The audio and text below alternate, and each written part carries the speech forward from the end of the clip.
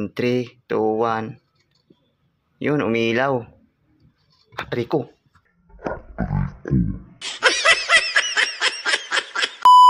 So, hello guys and welcome back to our channel. This is Chad Papenya. So, for this video po ay gagawa na naman po tayo ng fuse bulb. So, yan. Okay guys, so ito na yung ating gagawin natin. So, actually ay marami na ang gumawa nito sa mga YouTube channel ng mga vlog nito.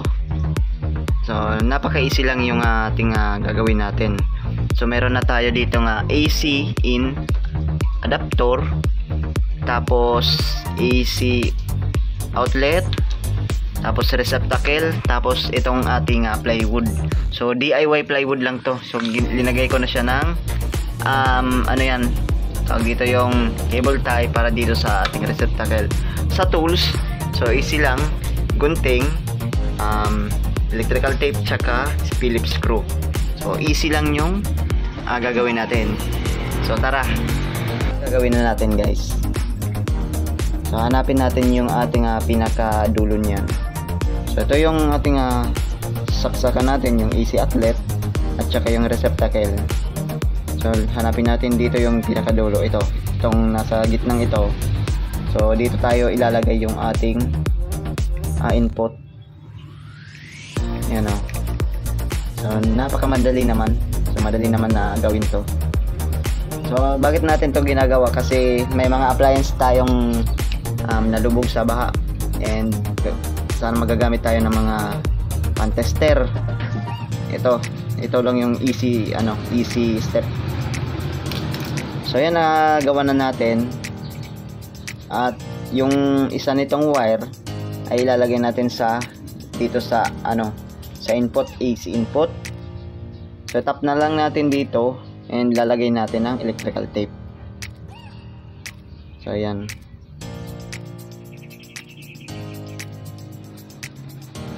Tapos yung isa nito is ilalagay natin dito sa receptacle ground. Ito. So madali naman gawin to. Kasi marami na akong napanood dito sa mga naggawang content na gumagawa ng mga ganitong receptacle fuse bulb. Kahit sa mga amplifier o sa mga electronics, ginagawa nito ng mga electricians or mga repairman na gumagawa ng mga amplifiers, mga TV, siguro TV, pwede naman ata to. Tapos lalagyan natin ng electrical tape. So ayan, wala pa tayong bumbilya, at siguro mamaya i-testing natin pag may bumbilya na tayo. So easy step lang. Ayan o. Lagyan natin ng electrical tape para iwas sunog or iwas shorted. Tanggal yung wire. So ikabit lang natin.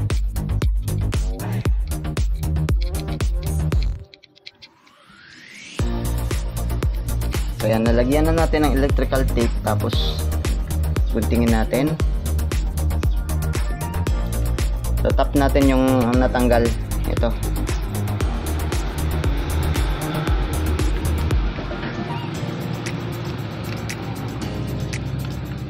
So bakit nasira?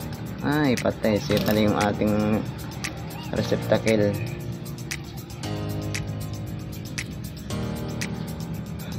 Ayan.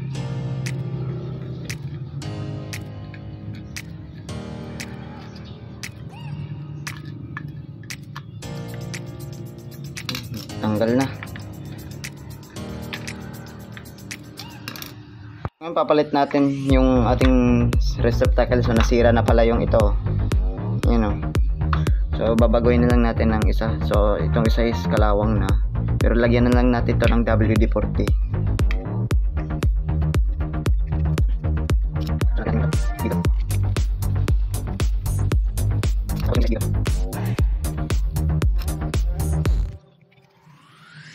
So yan, nagawa na. Ayan. Napaka-easy lang yung pagkagawa natin. Yan. Tapos ito yung outlet natin. So yan, napaka-easy lang oh. Then ilalagay na natin dito sa ating plywood. Ito na yung ating itsura natin. So ilalagay na natin dito.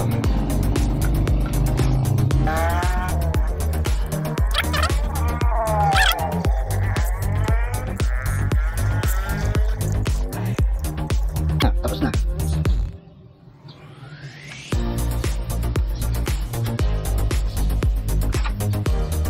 Tapos yung ating outlet, so dito natin lalagay. Dito sa dulo. So, ayan. Siguro dito.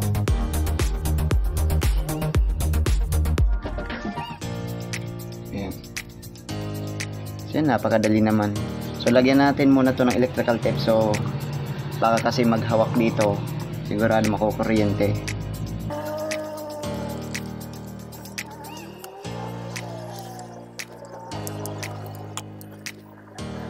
So, ayan o.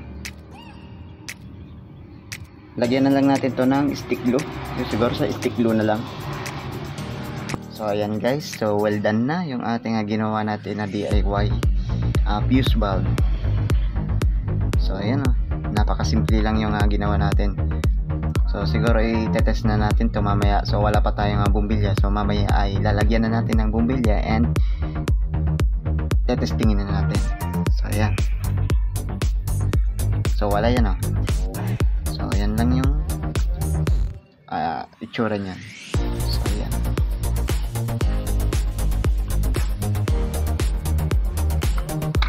Nakabili na po tayo ng ating bumbilya. So, hindi ito sponsor. This is Firefly Frosted Standard Lamp. So, 50 watts to. So, napakamura naman to sa hardware. So, di ko lang alam sa ibang hardware kung magkano yun. Kasi dito is 45 pesos lang. So, ayan. At ikakabit na natin dito. So, ayan. At pinangalanan na natin DIY tester bulb ni John P. So, ayan. Para hindi copy. So, ayan. So, ayan. Naipitan na natin. So, ito na yung ating itsura natin. So, ayan o. May pan-tester na tayo. Tulad dito sa ating mga appliance natin na mga nasira or nalubog to sa baha. So, hindi pa natin to matitesting kasi wala pa yung may-ari. So, ayan. So, magtetesting tayo kung gagana ba to. So, tara. Guys, ay itetesting na natin tong ating ginawa natin na fuse bulb. Ang itetesting natin dito is itong ating Concert 502. So, hindi naman to, sira. Pero, itetest natin. Kapag umilaw to is sirang ang ating appliance. Kapag hindi ito umilaw is good condition. So ngayon itetest na natin. Plug in natin. So tingnan natin maigi. So in 3, 2, 1. So ayan, hindi siya umilaw. So good condition yung ating amplifier. So nag-blink siya and then nag-off na yung ilaw. So ayan, gumana. So, hindi naman umilaw. So, ayan. So, yung iba pang appliance. Test natin tong ating clip fan. So, ito is good condition. So, kung magbiblink pa tong ilaw. So, ayan. Ipa-plug in na natin. Then, ito yung switch. 3, 2, 1. Yan, umilaw. Ayo, hindi umilaw. Hindi umikot. So yan yung natin yung connection.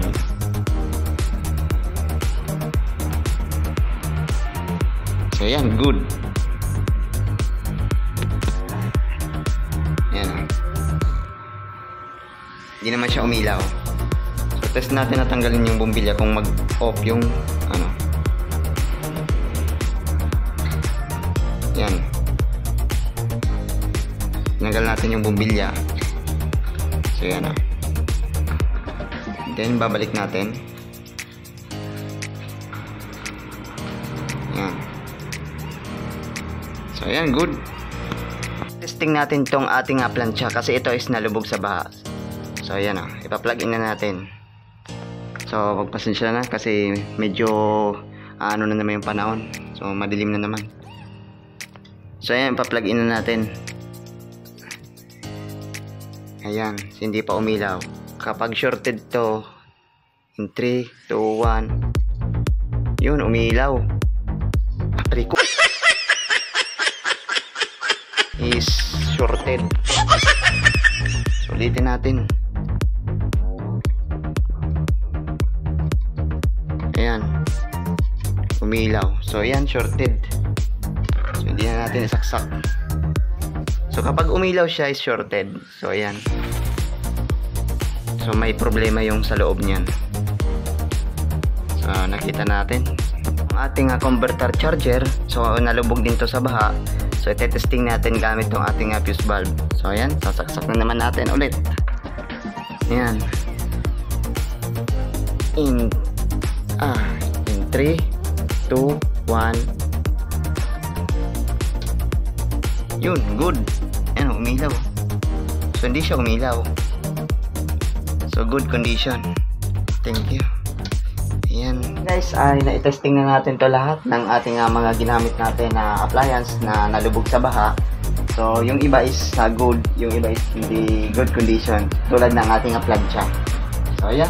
Sana may natutunan kayong video. So, marami naman ang gumawa nito. Pero, sinare ko naman dito sa ating vlog natin.